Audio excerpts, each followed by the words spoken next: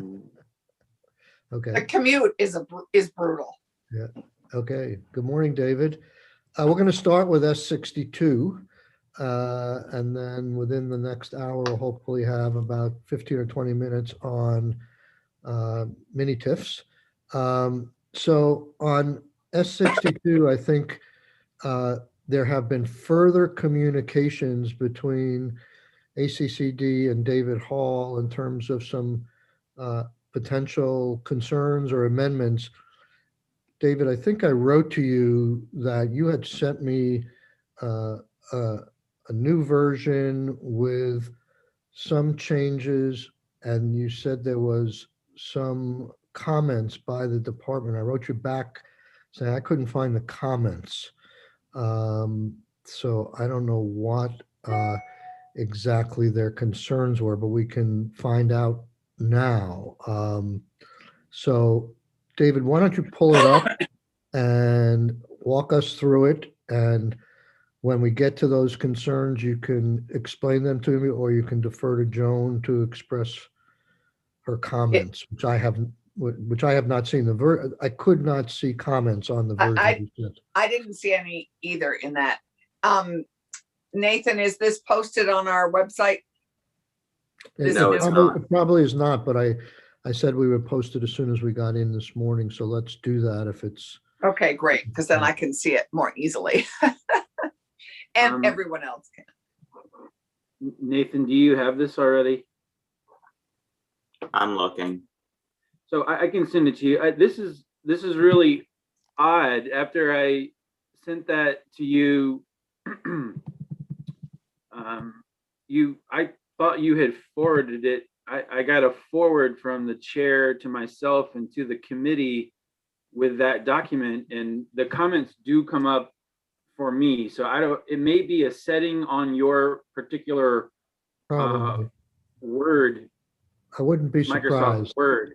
I wouldn't be I'm surprised. not sure, and I'm sorry if that did not enable you all to be able to. No, don't apologize. It sounds exactly that it's a technological thing. So, but we can go through. I'm hoping you're seeing it on the screen now. What I see now is Joan Goldstein's name, and I don't know that I saw that on.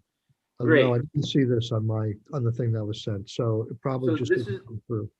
Sure. Excuse me. So yes. So hopefully because the comment field expands the document. I hope you can all see everything okay. I can. Good. Mm-hmm. So for your record, David Hall, Legislative Counsel, what's on your screen is a draft of an amendment to S62 that I wrote on an act relating to creating the new Vermont Employee Incentive Program. And I shared this with the agency, and they had some really great comments. Because their comments are both sort of big policy questions, but also some very specific administrative concerns, I didn't make further changes to my draft, but rather I think you're going to want to discuss them and hear from them. But let me go through, maybe I can quickly go through what I tried to do for changes in response to the last committee hearing. And then we can take a look at what the concerns are. Okay. So we have a first issue title. You all wanted to add relocated into it. It has grown to be quite a mouthful. So I'm not a branding expert, and it's a question for you all anyway. But right now we have New Vermont Relocated Employee Incentive Program. So that's title is one thing for us to consider. We kept the grants, where they are, 5,000 base, 7,500 enhanced. We talked about the LMAs and the effect of relative unemployment or wage versus the state. That's all the same. I have made the dates consistent so that everything sort of fires up July the 1st, and the current programs would run until that point. Through a transition. So the first big sort of substantive piece here if you can all see subdivision C5. To the list of duties charged to the agency, I've added 5, adopt and update at least annually a list of targeted positions that qualify for the purpose of satisfying the criteria for a new relocating worker as provided further down. So the thought there, based on your discussion, is that the agency would, have, rather than have the list from the Department of Labor report and designation that is in the current law, this would be charged to the agency, and they would be responsible for targeting the positions. I'm not sure that's the final place you're going to land, but Right. And just to clarify, and I see some of the comments there. We'll hear about them, but I think this is a concern of Senator Brock's and mine that, and I think everybody, we wanted to target better this money and not give it out to people coming here and taking jobs from Vermonters, where there are Vermonters readily willing to work. And so that's what we're trying to do here. This may not be the way of getting at it, but. So that's one for discussion. And then for D, this is the report back to committees on an annual basis in December. I added the matter on subdivision 3.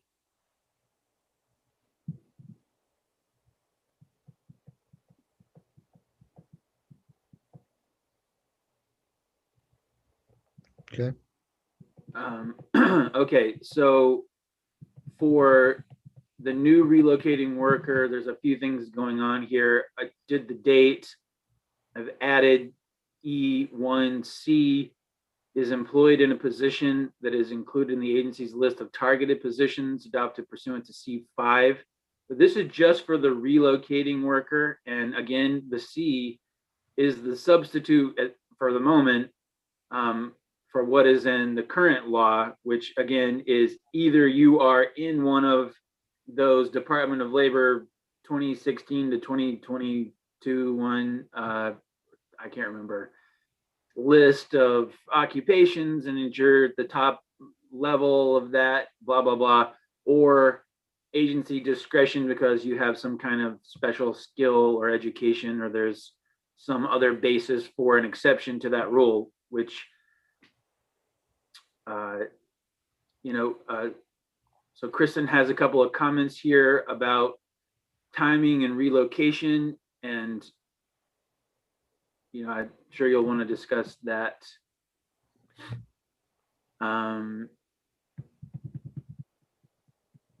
So then we have new remote worker. I had flagged in 2A the issue of whether it's a business within Vermont, and after some discussion, I thought I heard the committee say leave it in. You tell me if that's wrong. I think that's right. I think that's right. Yep. Okay. Because somebody might come and work for a Vermont company from elsewhere and relocate here for a business anchored here. So I mean, obviously. Sorry, excuse me, yes. So I changed the date in 2B, advanced that to July of this year. In 3, qualifying expenses, I have collapsed this. Remember, there were 2 sets of qualifying expenses that related to the different kind of worker. This would be, so again, it's still actual costs that the employee incurs. So that has to be a cost to the employee still. It can't be something they get reimbursed for or that they make up and they have to actually pay for it. A is relocation expenses, which may include moving costs, closing costs for a primary residence, rental security deposit, first month's rent payment, other relocation expenses established in the guidelines. And Kristen has a note here about whether it should be first full month's rent. So, if you're coming to Vermont, if you're a relocated worker or a new, I can't remember the term, you're not a person working remotely for another company. Is there less of a justification for paying subset 2 and subset 3 broadband connectivity or co-working in a similar space? I think that's a very good question. I mean, certainly if the person's working at the factory, they're not going to have probably those kinds of expenses. But if they are working for a Vermont company and they're working remotely, they would have those expenses. I mean, we clearly want to help with the moving expenses, but once they're here working for a Vermont company, do we want to? I mean, we're starting to. Well, you can just qualify it. We could do whatever we want, but I'm just raising the issue of what do we want to do? Because if they're not working remotely, that you're absolutely right. We don't need to do that. Those don't need to be criteria to use. So can't we just say if these would only apply for these options would only apply for remote workers, whether they work for a Vermont company or not? We're getting into the, I guess, a debate here that we want to have with the department. David's sort of walking through flagging these issues, but he's highlighted this one. So we need to talk about this, how we want to phrase it, if we want to qualify it. All right. So for the qualifying new employee, either or new relocating or new remote. And then, so these are things you're going to want to talk about. And I've written them, this way to get the conversation going, I guess. In A here, I set it at 3 years preceding the date on which the worker becomes a full-time resident. They have not owned a residence in this state. And, there's tons of questions about how to do this. I mean, what we're trying to do here is not pay somebody to switch their residence to their second or subsequent home, and then take advantage of this program, obviously. The 3 years, I just sort of picked that because that's sort of the standard for a first-time home buyer. You've not owned a home in 3 years, but it's more that if you just say, at the time they become a full-time resident, they do not already own a home in Vermont, that's confusing. It sounds like you can't buy a home until after you become a resident. So if you say, prior to becoming a full-time resident, has not owned a home in Vermont or doesn't already own a home in Vermont, then that sounds like forever. You can never have lived in Vermont. And I think part of what the population that this program has always contemplated is people moving back to Vermont. So you don't want to exclude people who have ever been residents. So then that means maybe we need a time period, and it could be a day or 3 months or 6 months or a year. I don't know. I don't know if you do need a time period. But anyway, trying to prevent the second homeowner issue. Right. I again, from my read on it, I'm not sure why we want to do that in the first place, quite frankly.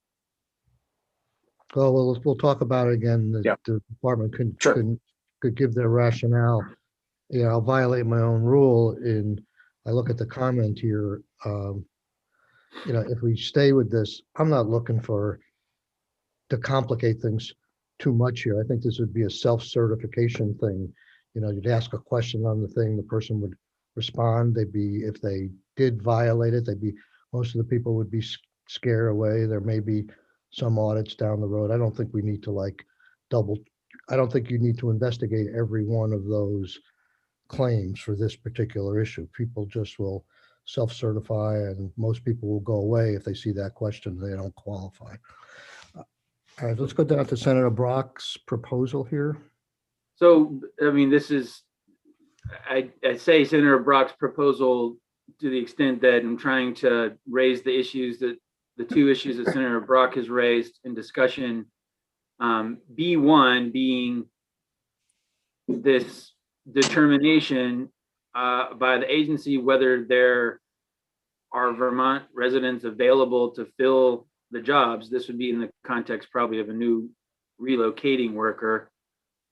And then in B2, basically the concept that they are bringing the job with them, that they are importing a job from Massachusetts to Vermont. So the worker is importing the position into this state. This probably not the best way to articulate the issues. I would probably thread them into the program in a couple of other places, but I put it here in the context, the definition of who's a qualifying employee, so that you can see what the two issues are. Whether there are Vermont residents, do you want that to be a gatekeeping function to fill the position? And two, some sort of review and determination that the job is actually being moved to Vermont. Okay, so in one, I just want to be clear, are we trying to drill down further? The question is it enough to have the department identify categories of workers that are in need in the state of Vermont, or do we want to individualize it to the individual job and employer to say, did you do a job search in Vermont first? And that's an added requirement. And in two, isn't that essentially the remote worker situation? Don't remote workers bring the job into Vermont? Yes. That is the remote worker. David? I think so. I mean, by definition, you become a full-time resident, and you do your work remotely for a business. I mean, haven't we covered this already in the definition? I mean, yeah, that's the definition of remote worker, I believe. Essentially. Right. So it's just the addition of one that is, I think, Randy's concern, is that we ensure that we have had a search for this worker and that Vermonters have not filled it. It's not it's the first item. Essentially, what the object of this is to not incentivize the payment to a person for a job for which there are already employees in Vermont available to fill that position. Right. And in a way, individualizing it to the position through some form of certification might be the simplest way. The second way, I think, would be to, in effect, have that list of positions by type. We know, for example, we could put nurses, we could put a number of positions. Now, I don't know if there is any listing by any agency, whether it be labor or ACCD, that in effect lists job titles or job categories for which there is a measurable shortage of workers in Vermont for those positions. That would be another way to approach it. Right. And I think we do this draft attempts to do both by doing an annualized updated list of professions where there are shortage. And then do you want to overlap that with the individualized work search by an employer for an employee to qualify, or is it enough? Let's say, you talk about Fort Drum and the nurses and stuff like that, and we know we're looking for people in that category here generally. Do we want to disqualify an employer who hires somebody from out of state and they come in here from Fort Drum because, down the street in St. Albans, there was a nurse looking for work. So, how circumscribed do we want to come? Do we want to do both? Do we want to do just one? Which one do we want to do? So let's, I think We can talk about that, obviously. yeah, I think we've narrowed the issues down. Yeah. Do we need to go any further in the bill, David? I'm not sure I want to get into the implementation stuff right now, so. Okay, then I think we're ready to go. Okay, so Joan, you can take the lead and defer to Kristen Sure. wherever you want, but let's go back through these and let's hear what your thinking is. And hopefully we'll make some decisions for our next draft, and then we'll move on to mini TIFs. Great, thanks. Good morning, everybody. The first one is just a suggestion. We don't feel really strongly, but as David said, it is a mouthful, and Vermont feels redundant because it is Vermont and the requirements dictate that they have to move to Vermont. So maybe the title is just New Relocated Employee Incentive. I'm fine either way. Does the committee have a strong opinion? The only word I would, if any word, take out would be Vermont, but we could leave it in. It's a branding thing as well. My hope for this program is that this will be here for a long time, and we'll be one of the few states that does this. And so to have Vermont on it may have some advantages, but it's not an issue I'm going to fall on my sword over. So, Anybody have sorry, a strong feeling? Joan, Me neither. can I just clarify what you're suggesting? You're suggesting it just be called the Relocated Employee Program? New. Well, that's even shorter, but I was thinking of just New. eliminating Vermont. So it would be Okay. New Relocated Employee Incentive. Okay, yes, because if we just, yes, we can relocate within Vermont, obviously. So new is pretty important, I think. Anybody else have any feelings on this? I would take out relocated, if any word, because it's just a gourmet word. I would just call it New Vermont Employee. It's a New Vermonter. So That's the one word I would absolutely insist we keep in. okay. It just makes us different. We're trying to get people from out of state to come here. It's just not a new employee that in any generic sense. It's Just people one coming. thought, other than relocated, if we wanted to change that word of, call it the imported employee incentive. Are you in the business of latex? That's a Seinfeld. or all sorts of things I can imagine. I think new says that they're moving here. New Vermonter is sort of what we call a new person to the state. All right, I can so see we have a lot of consensus.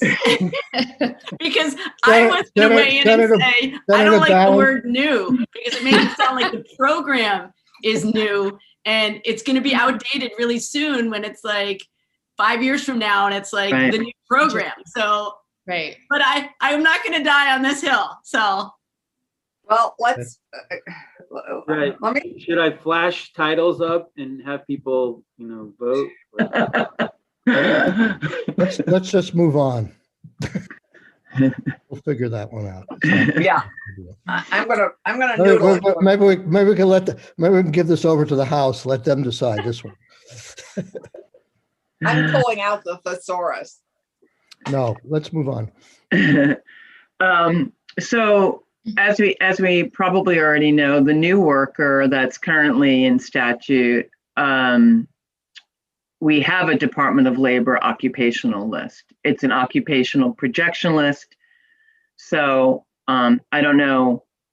I know that we brought up sort of eliminating that list because of the recognition of the fact that there are people that are not on that occupation but does that then mean that we don't want them? So I think I want to understand this suggestion a little better. I understand the feeling that we want to target. However, being the one who hears from employers all the time about how they have open requisitions. Somebody just told me yesterday they have 60 open requisitions for job openings.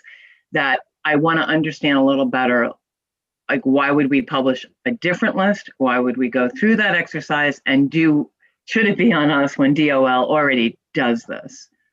So, I mean, in a way, we brought this up saying how we thought it was of limited usefulness, since if the employer needs to recruit somebody from out of state and that occupation just happens to not be on the projection list, it does not then mean that it is not needed. So I just kind of pose that, this has us now creating a list on top of actually administering the program to then start targeting, when in fact we will target people in our marketing efforts in terms of nursing and trades and veterans, and rather than using it as a qualifying criteria.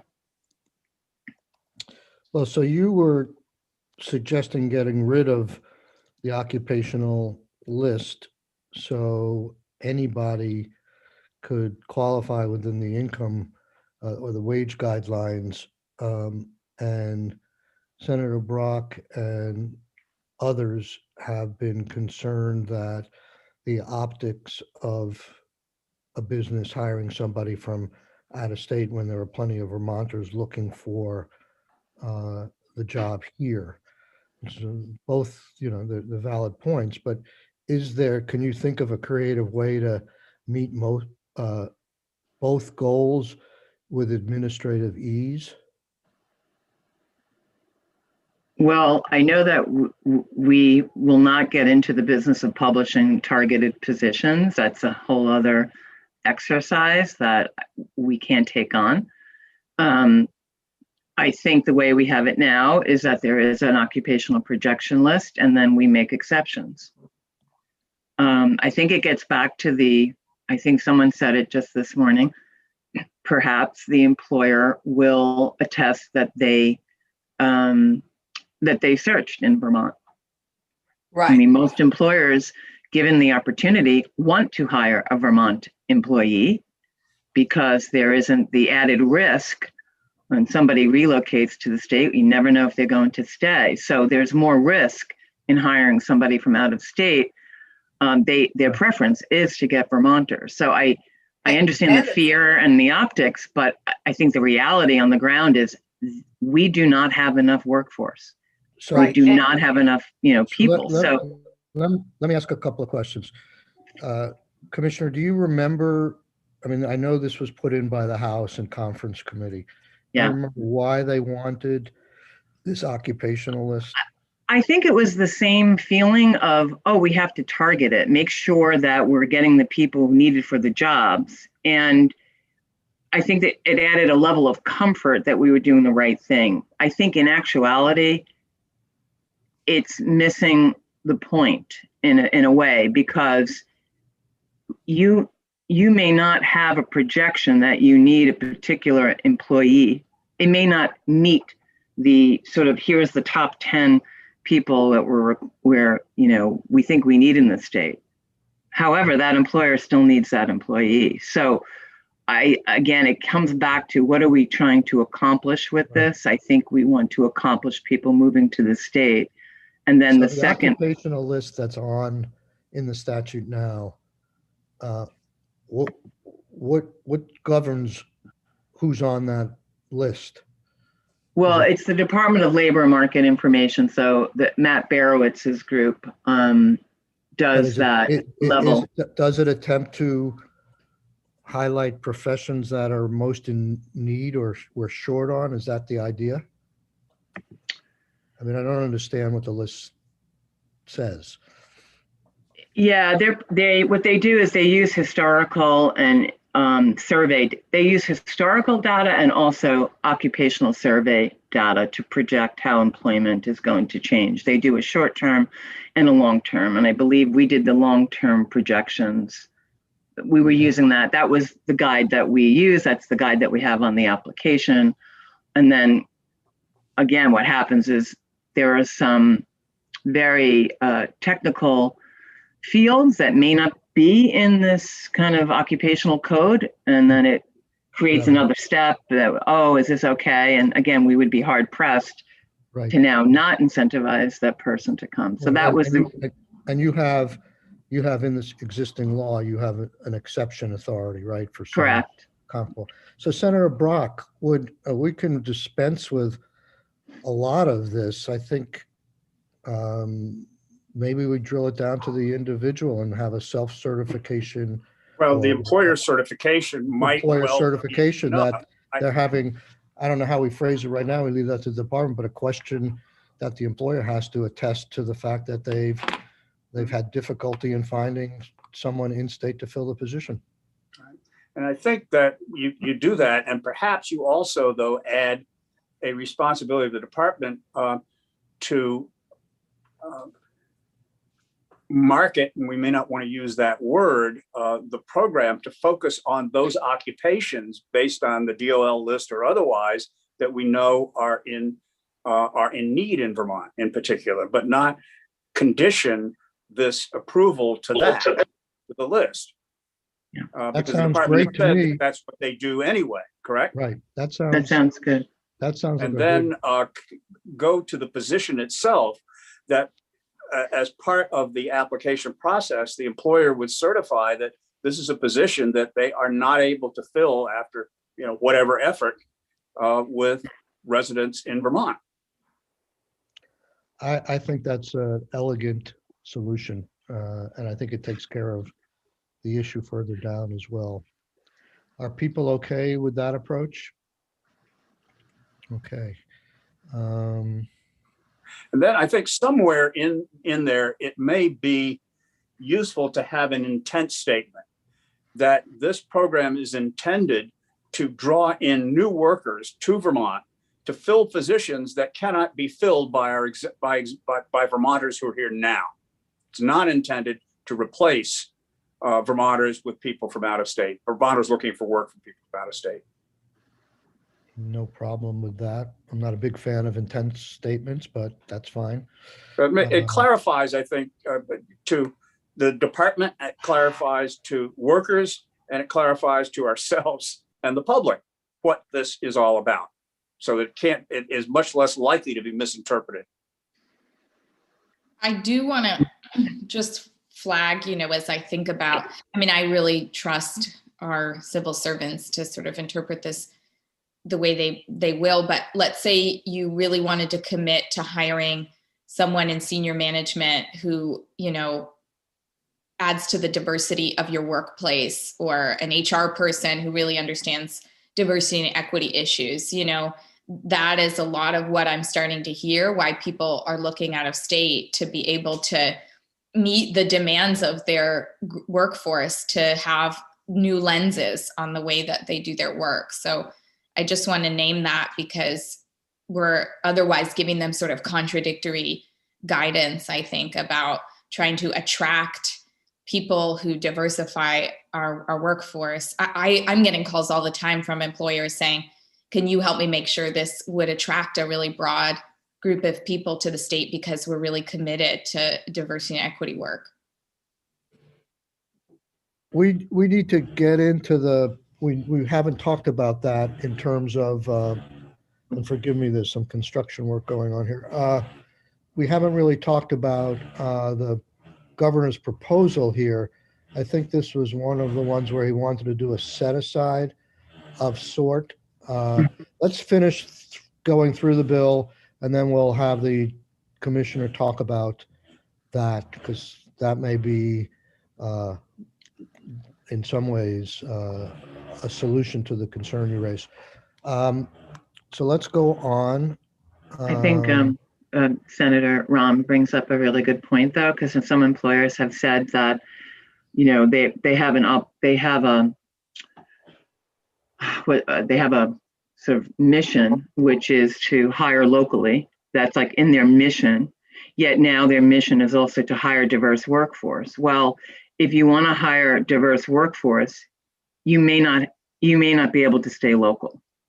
So yeah, I think it is a contradiction, but yeah, hopefully the set aside could help. But if you are mandating that somebody is attesting that they, had to, first make this available to Vermonters. I mean, I think in actuality, they all do because everything is online. So anyway, we'll proceed, but it's a great point. Well, I'm not sure where we got to the point of saying that we're going to create a set aside to import people to Vermont. Where did that come from? That is in the governor's We have proposal. not discussed that yet. It's a recommendation from the governor's office.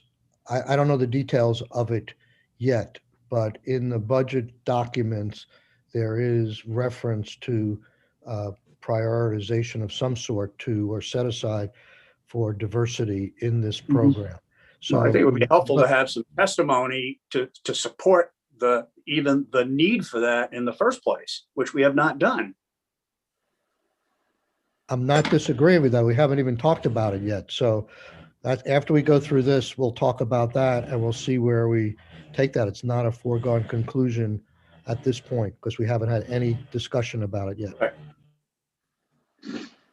So can I, before you leave the issue of the definition of a new relocating worker, can I just say back to you what I think you want? And if I have it wrong, it would be good to know.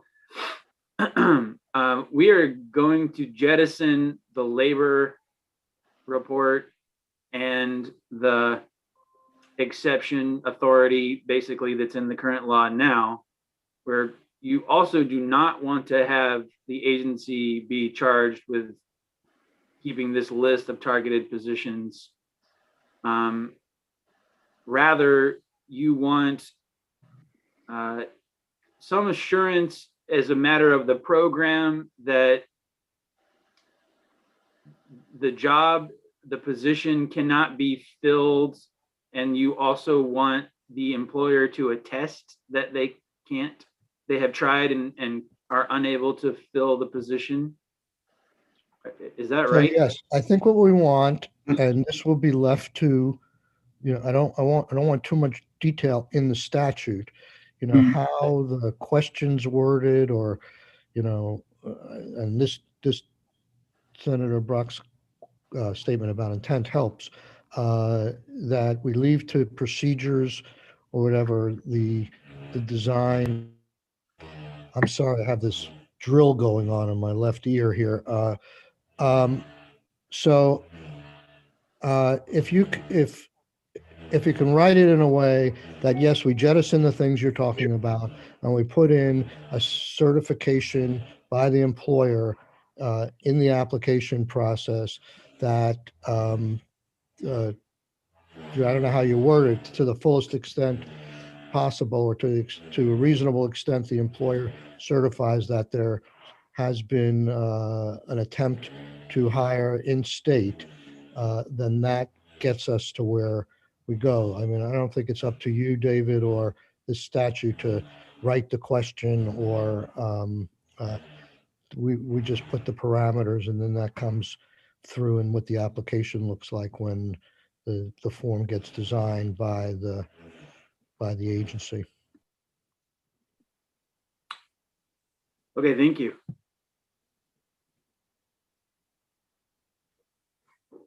Where would you like to go now? Is everybody okay with the lines 9 and 10, the addition for analysis, utilization, performance?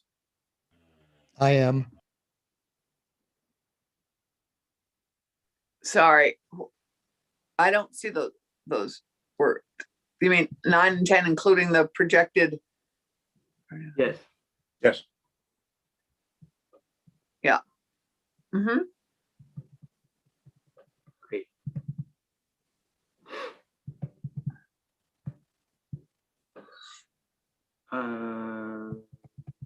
Wait, I think you scrolled down too far, no?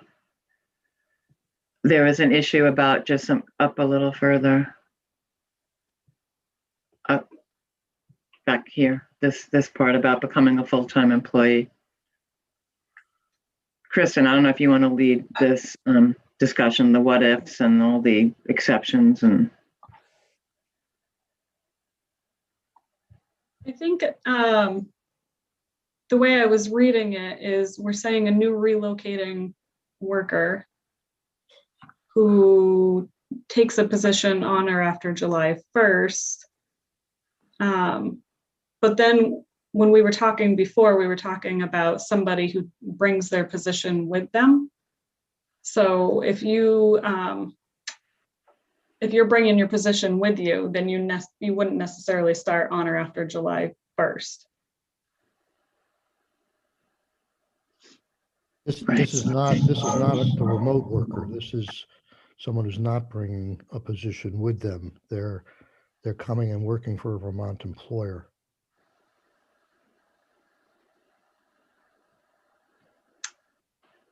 Okay. I think it was maybe the last meeting where we were talking about if somebody, I think going back to the point where we don't want to take positions from Vermont workers, there was some conversation about if an employee brings their position with them. And then it's also, what we've seen on section B here, there is sometimes where we see people that relocate here, and then their positions are right on the borders of Vermont and Massachusetts and New York, New Hampshire. So are we saying that those would be covered by the remote worker, not the relocating worker? We're separating out the definitions here, I think. Is that right, David? I can't recollect. So but right now we're looking at new relocating. So you would become a new resident of the state and become a full-time employee of a business here.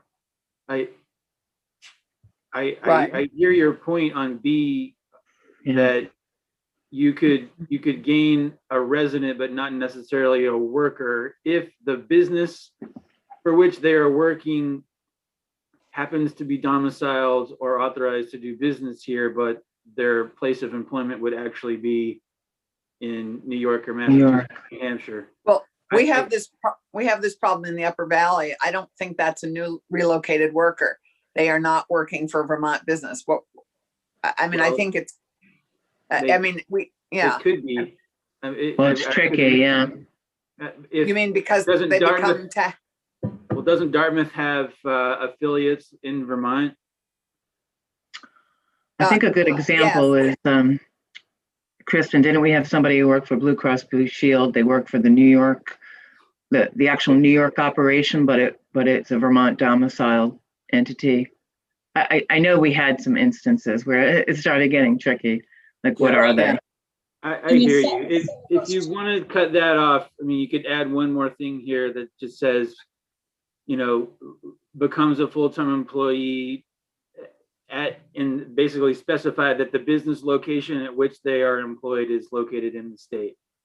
Well, but to go to your point, David, about, authorized to do business, if you come to Vermont and buy a home in Wilder and work as a doctor or a nurse or a technician at Dartmouth Hitchcock Medical Center, and that is authorized to do business in the state at Mount Ascutney and a couple other places. So it's authorized to do business in the state. They may not actually be working in the state. They may be working at Dartmouth. Right. I think, yes, that example is right. I think the BCBS is even better because it's authorized to do business in multiple states, including Vermont. So if that's a concern for the committee to try to curtail that phenomenon of gaining a resident but not a worker, then I can just add in 1B that they actually have to be working at a business location in Vermont.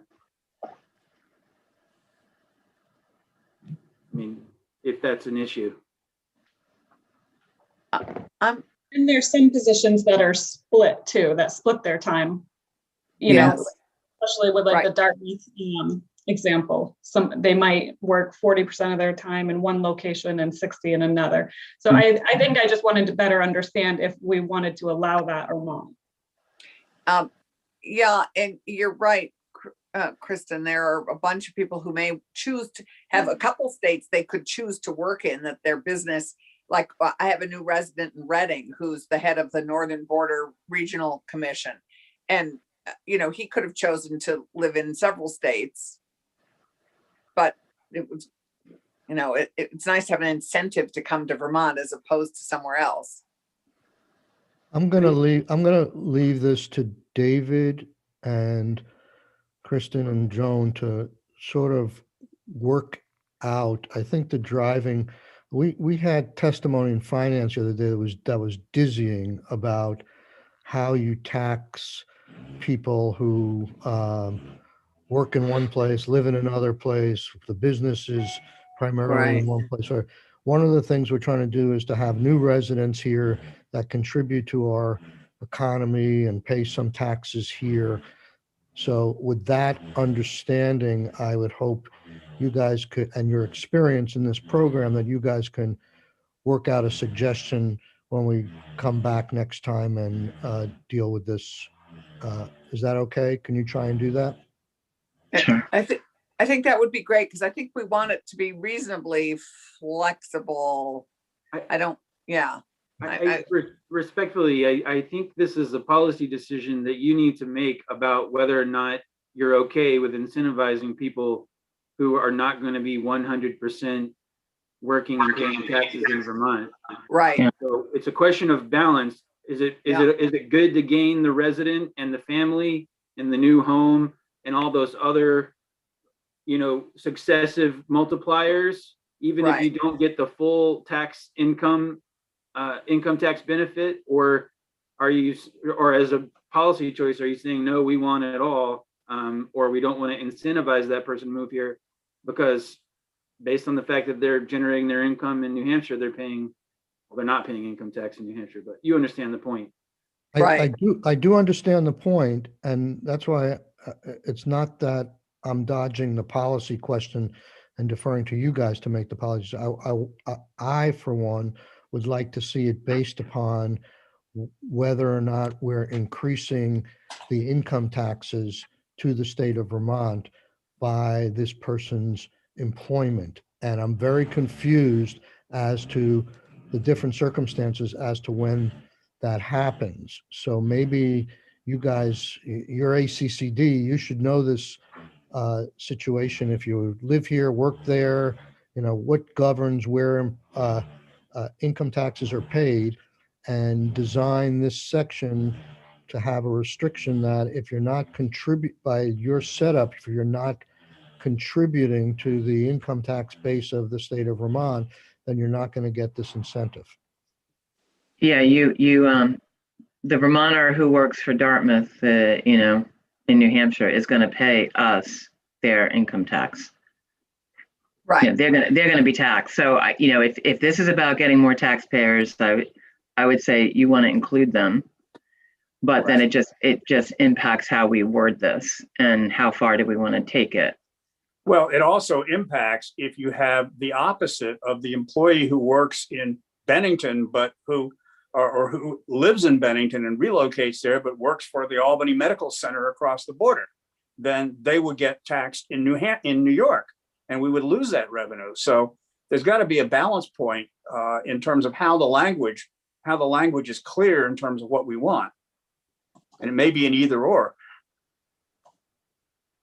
Right, and what I'm suggesting, and tell me if people disagree, I want the language to reflect that to get this incentive, the individual circumstances of the move have to result in people paying income taxes to the state of Vermont. I don't know how else to say it. I leave it to the drafters to draft that conclusion. We're being asked for direction.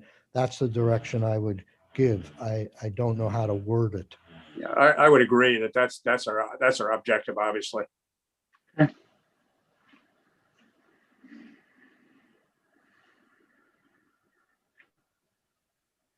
I'm sorry, let's see if we can finish up. I'm having difficulty with construction in the next room. So the list is that yellow is Right. deleted, right? Okay. So we're down to new worker. Yeah, and we didn't touch on the wage. I guess you all feel strongly about keeping the wage in there, although Kristen had a really good point that in a way now what we're doing is we have a wage requirement if you're coming here to work for a Vermont employer, but we have no such requirement on the remote worker. And, there are plenty of people who make less than, $18 an hour that are still vital. For example, childcare workers, not every job is paying 160 or 140 of minimum. So, yeah, I think the point that we're trying to make, though, is that it is not in the public interest for us to import workers to Vermont who are at such a low level that we wind up having to subsidize them through other taxpayers. Right. I mean, you'd have to, it's an assumption, right? We'd have to understand their household income, and perhaps it's one person is working at this lower paid role. Right. And also this might be an entry level job. I mean, there are a lot of assumptions we're making that everyone who comes in who makes less than that is going to go on public assistance. It's a great point. We're just pointing out that we have this requirement, which makes it more difficult for people in retail and other jobs, let's say childcare, to get workers because of this requirement. So I would say leave it in. This was something that the House wanted. I don't want to wind up changing too many provisions from existing law. We've had no problem at this level of funding of finding applicants for this money. And so I would just leave it in for now. And if the program starts growing and the need is demonstrated clearly going forward, we can keep tabs on it. Maybe the program is established. But we may have some problems with the House on this bill to begin with. To start, we've already gotten rid of the codes. Now, if we get rid of the wages, well, we don't have wages for the remote worker. I think that's what Joan is saying. Is she thinks it ought to be. Joan, are you suggesting in other words, you could have a remote worker who makes less than 160% of minimum, and you have that same situation. And we're not doing anything about curtailing that. And I'm not saying we should impose a wage requirement, just pointing out that there is. So if you work remotely for an employer, you have no wage requirement, but if you work for a Vermont employer, you do. So in a way, we're not helping the Vermont employers. We're just saying, great, pay them more. It's just, I'm pointing out that it's. I'm almost inclined to agree with you, Joan. Yeah. But let me ask you a question, Joan.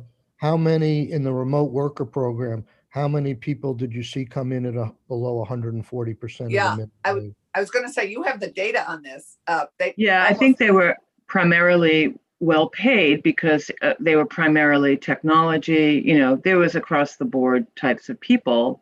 But again, it's a limited data set, right? We had, I don't know, Kristen knows how many, but that there is that assumption. But once again, people with higher income levels have an easier time moving than people at lower income levels. So it just comes back to the overarching question is, what are we trying to accomplish here? We need new Vermonters, new taxpayers, and the secondary goal was to increase the workforce across all levels. I understand we want high paying jobs, we get that, but there are entry level jobs, there are low skilled jobs that we still need. Yes, but employers are having a hard time. Yeah. But they don't tend to be remote workers. Did you have any people apply for the remote worker program? That I don't know, Kristen, if you have that data handy, I don't know. Well, I think we actually didn't collect the hourly wage for the remote worker program because it wasn't any of the criteria. We did ask and leave it optional if they wanted to provide that in the demographic survey. So some people provided it, some people didn't. So the the people who did provide it, as I recall, were higher wage earners, and remote workers are not going to be service workers. They're not going to be childcare workers. They're not going to be hands-on people. I mean, they're remote. So it's not, they're not going to be cashiers. They're not going to be, that's just not a remote worker. So, well, you can have call center workers would be a classic example, though, and those might be on the lower end of the customer service. Yep. Right, or committee assistants. I would not at all oppose the notion of applying that same wage standard to remote workers. I think it would be in our interest in terms of tax revenue. And you certainly can't argue that we need remote workers to fill low skill positions in Vermont, because we don't. Well, now you're hanging your hat on uniformity, which Joan raised this issue. I think she's getting hoisted on her own petard. Now you're getting rid of it now you're imposing it for both groups. I think she wanted to get rid of it for both groups. Again, it just comes down to whether or not we feel that everyone should be at 16. Maybe we do feel everyone should be at $18 an hour, and we're going to use this as our ability to make that requirement. And I guess I would argue that again, there are people who work at lower wages. Do we want them in Vermont? I mean, if the answer is no, then we keep it. Well, maybe we do, but I don't think that we want to use taxpayers to pay them to come here. I think the compromise position and the political position is to leave it as is for now. We're not voting on this today. We can revisit it when we take it up again if people feel strongly about that. I'm not sure I feel strongly about it, but my recommendation is we leave the statute as is, as it's been functioning. And Keep just moving on. We're way behind schedule here. Just one question, Mr. Chair. On within, I think that if somebody comes to Vermont and works remotely for a Vermont company, I think we call them a new employee of a Vermont company. It doesn't matter whether they're remote or not. Right now, everybody's remote who can be. So that's why I'm confused about within. Like, why wouldn't they fall under the new relocated employee as opposed to new remote worker? I think this is existing law. Maybe David could comment on it. It is. It was something that, again, the House wanted. I think we all agreed that if an Vermont employer wanted somebody to work for them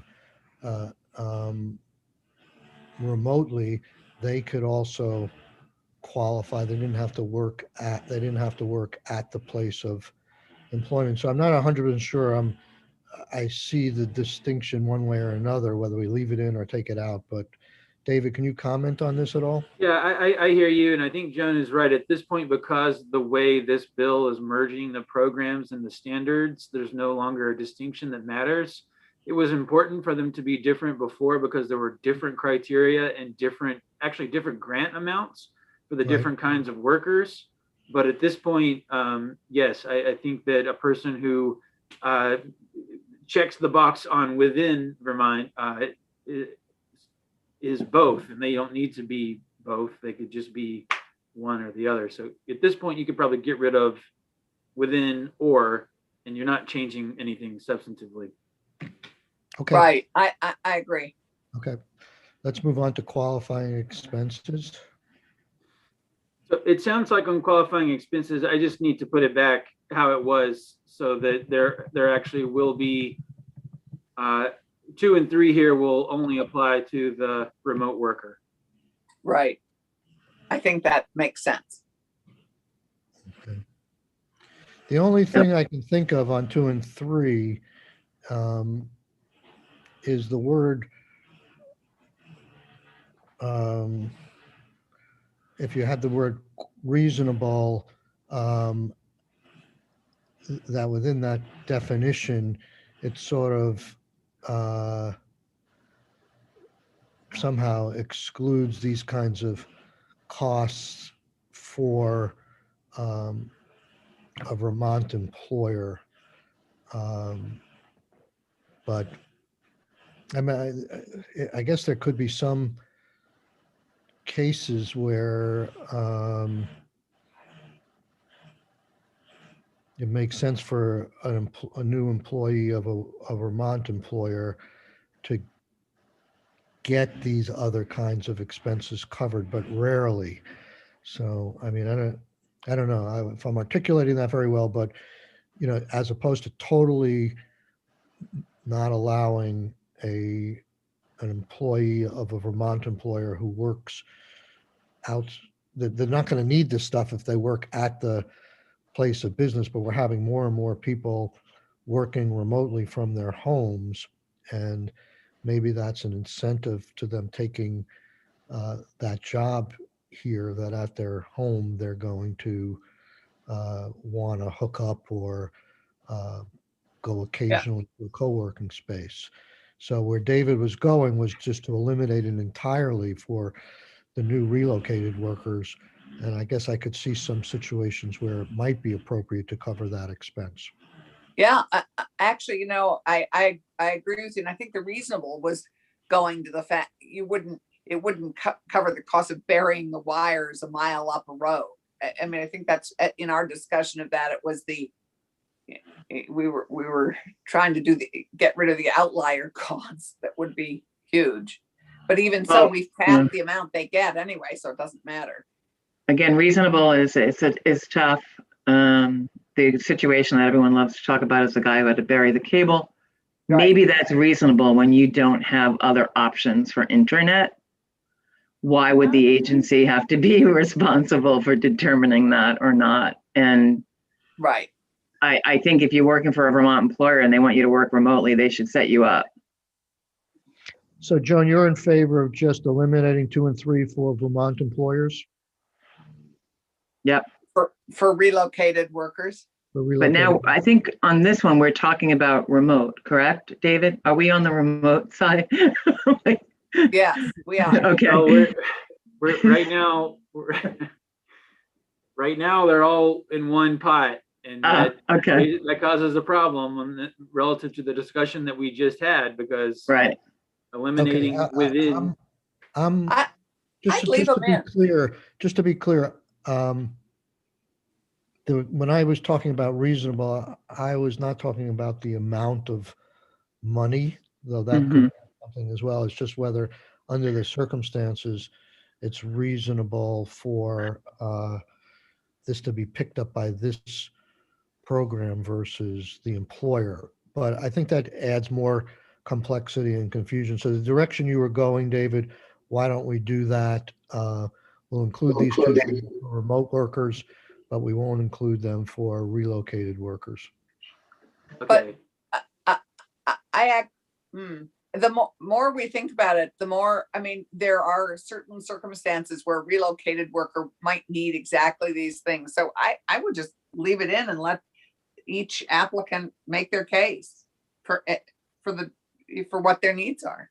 There's also another just admin detail that Kristen added to this, that typically what happens is there's a bundle package and we have to go in and determine how much is TV, how much is phone. Right. I mean, it's not a burden. It just takes that much longer, and it's a lot of back and forth between the. So you would argue to just leave it in?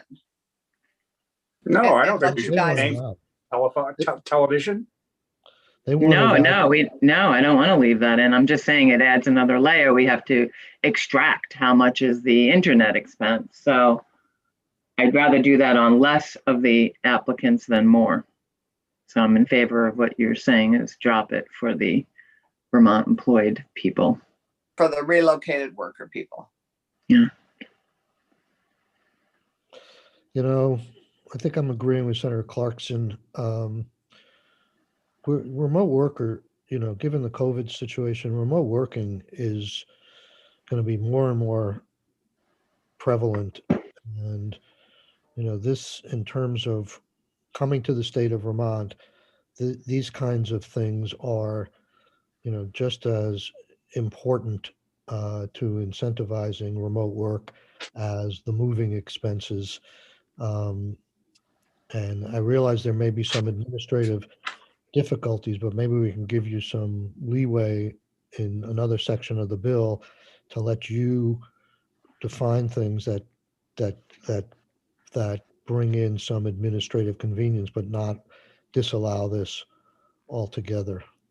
I guess part of it is it's not just the admin. It's really if an employer should set you up for remote work. If you're requiring remote work, the employer should set you up. Like, this is where I'm going to go against the employer, but seriously, like, we should not be paying for that. It's just like those of us in the legislature who connect remotely. The state is certainly paying for our internet costs. Okay, so how do you? I mean, you raise an interesting question, because I find a little hard to distinguish your statement with why shouldn't the employer pay for your moving expenses? Right. Well, some of them do, and we do have that factored out. So we have on our employer side of the application, they have to list what they've paid, so that we're not paying for stuff that they've paid. Right. And again, it just depends on the level. At a higher level, they may pay for the moving expenses. Other people we talk to, the employer pays part of it, and then this helped because it is expensive to move interstate. So, well, I actually think we should actually keep. Now, I keep this in and maybe get rid of the reasonable cost, but I think this may be important for all workers, no matter whether they're remote or just relocated. Yeah, I think if somebody is helping to add to the broadband infrastructure connectivity in our state and they're moving to a county that hasn't traditionally had that, I think that's valuable. I think that adds a greater good. Okay. And this is one question would be whether or not if in the event that we keep that or something similar, if we add the words business related. For example, business related costs, considering the employee's location. Yep. I think that might be subsumed in reasonable, but we could do that. Can I just point out, currently in the current program, the new worker program, it says that it has to be required for your job duties. So when applicants are filling out the application, they put in what they are seeking reimbursement for, and then the employer has to certify that that's needed for their job duties. Yeah. One of the things I would want to raise, not to complicate things further, but even on moving expenses, you say that you ask the question, have you reimbursed the person for them? I don't want to use taxpayer dollars to subsidize something that an employer would otherwise pay for. And I'm not sure your question of saying, did you pay for it, gets at the question of whether they generally pay for it. But with this particular employee, they know that there's a pot of money, so they can avoid what they otherwise have been their practice, or is their practice with people who are not applying for this program. So I just want to throw that out there for the next meeting. We might want Kristen, what is the question? I don't know if it's quite that question, but you might have a better. They fill out what they've reimbursed, and then remember, there's no guarantee that people get this money. So I doubt that an employee is going to base their benefit package and comp package just based on the possibility that their recruit will get this money. Right. So the employer fills out how much they reimbursed. And then the other thing is too, that we don't cover travel expenses. So if an employee has relocated here from across the US or overseas, some of the bigger expenses that those people are incurring are plane tickets that are thousands of dollars. So if the company's paying them $5,000 for relocation, they can use that to cover those travel expenses where they can't use our program to cover it. And all I'm saying is I actually have talked to some big employers about this, and I think they were excited to hear about the program, and they all but said to me, I pay for those now. Why don't I just have the state pay for it? And I'm just trying to weed that out. Yeah. I mean, we spoke to an employer that was going to move their business up from North Carolina, and they wanted to combine kind of veggie with new worker. But once they found out there was no guarantee of the grant for the new workers, they kind of were like, oh, well, I guess we can't bank on that. So I could understand someone saying that, like, oh, great, we don't have to pay. In actuality, it looks like at least, people who moved from other parts of the country, it's expensive. It's, in some cases over $10,000. So, the 5,000 can go a really long way. Okay. Yeah. Let's move on. It was just an aside. It's counter to my theory of not changing too much here. So let's move on, David, to the next page, I guess. Just a comment on the terminology we use. We have employee relocation as the title, but throughout we have new worker, remote worker. Should we stick with the employee anyway? I missed is that back on the previous page? Yeah, throughout I see there's interchangeable. We're using worker, and then in the title it says employee. So it's just let's be consistent about what it is. Now, can you work with David on cleaning that up? Sure. Okay.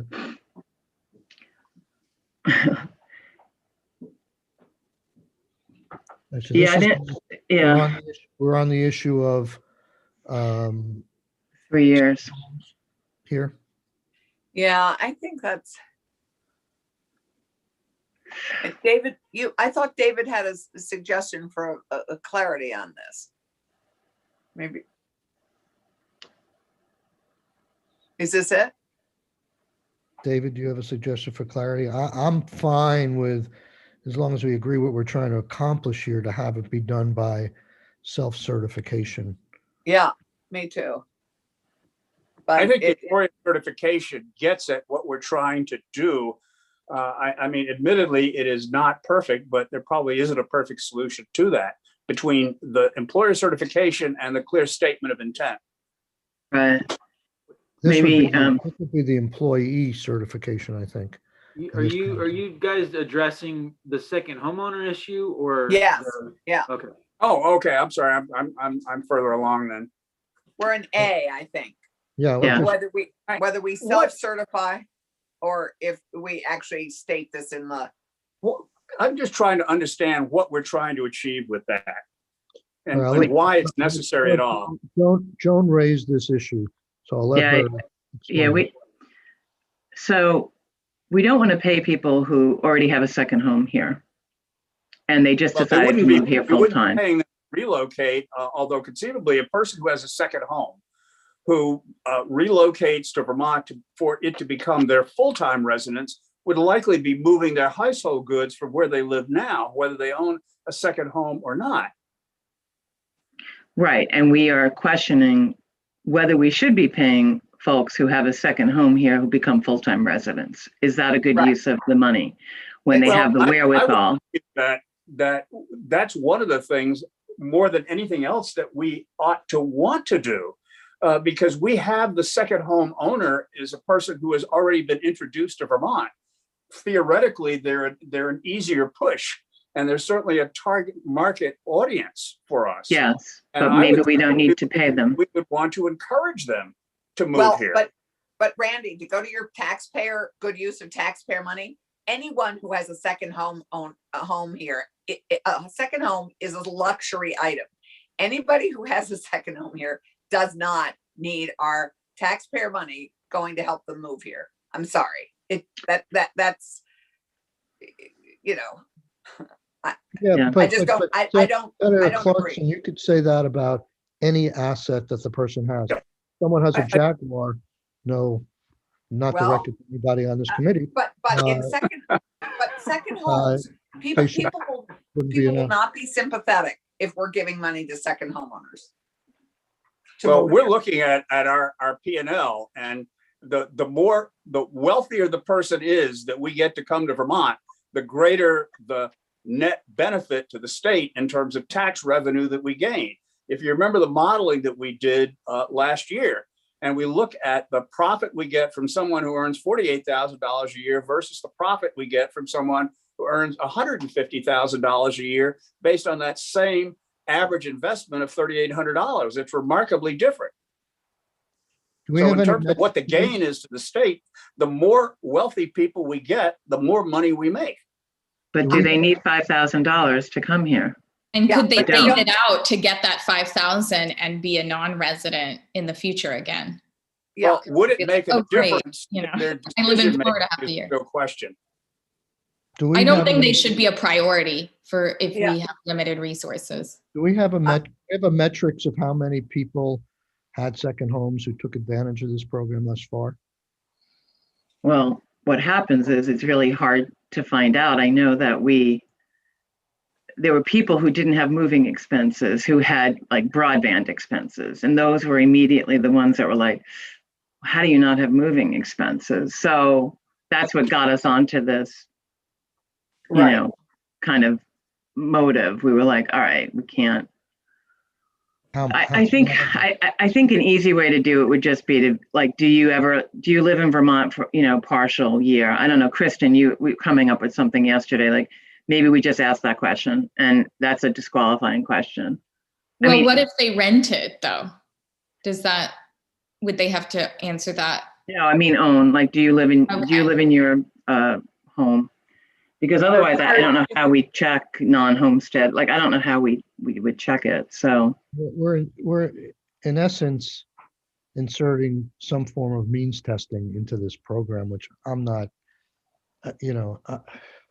we're open. I think I'm enthusiastic about doing that. we're opening a can of worms, and I don't know how needed this is. I mean, you don't have any numbers other than the number of people who may not have had moving expenses, and I don't know. well, I know, but we know that people got closed out. Like, we know that people were closed out of the program or will be.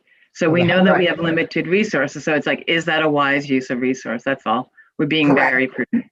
I And understand, Mr. but Chair, how- we're means testing it elsewhere. I mean, you have this income qualifier earlier on for relocated workers. So we've already identified means as one threshold for people. So, I mean, I don't think this is alien to what we've already addressed in the relocated worker qualifications.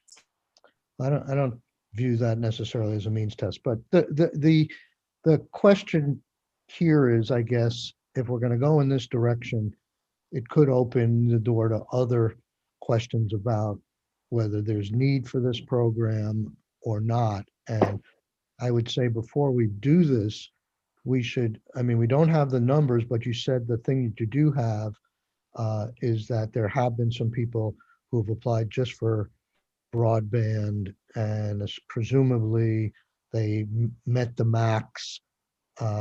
Otherwise, they would have put something. Well, no. So there were some people just.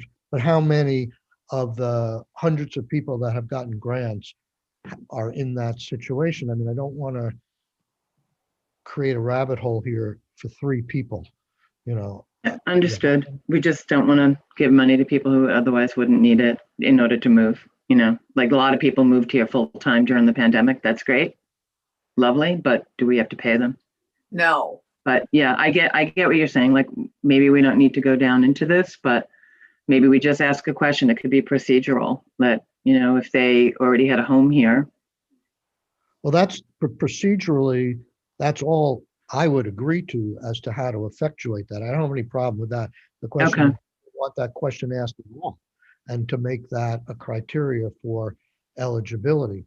What other questions might you want to ask to see if, do you have an IRA with $1 million in it? Yes or no? Because you don't need our $5,000 if you have $1 million pension fund. I mean, where do you draw? Where do you draw the line? I understand. It's almost like a but-for test in reverse. We don't allow that word in this room anymore. Sorry, Megan, if you're still here with us. Probably gave up. All right, so I figured the but-for test was my cue. okay. Maybe we can hold this one for next week. I think the battle lines are drawn on it and the arguments on both sides. But are people in agreement if we leave it in, we'll just do a simple self-certification as to it and not have the not have the department have to Yes, go I think it just investigate? needs to be flagged, you know, and it could, Yes. So leave it in for now, David, and we'll revisit it next week. I Okay. think we're done. All the stuff in blue, we've already dealt with it in another fashion. So okay, do you have what you need? are we gonna take a break, Mr. Chair? Yes, we are. And I think we're going to, unfortunately, we're only going to do a few minutes with Megan. There's one question I want people to ponder, and then we'll move on to our next agenda item. Okay? All right, thanks. Okay, so we're back, what, at 11? I mean, Is at it 10? late already? Wow. No, we're back at 10. It's back at Back 10. at 10 for 5 minutes or so with Megan, and then we'll move into the next group of witnesses. Thanks, Okay. everybody. Thank you.